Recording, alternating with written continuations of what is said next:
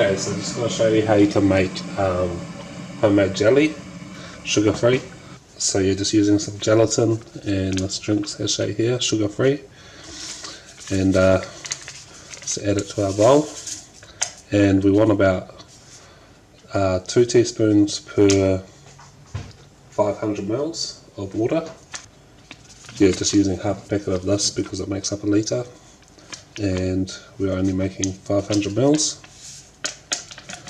And then we want to boil some water and add about 1 cup to dissolve it.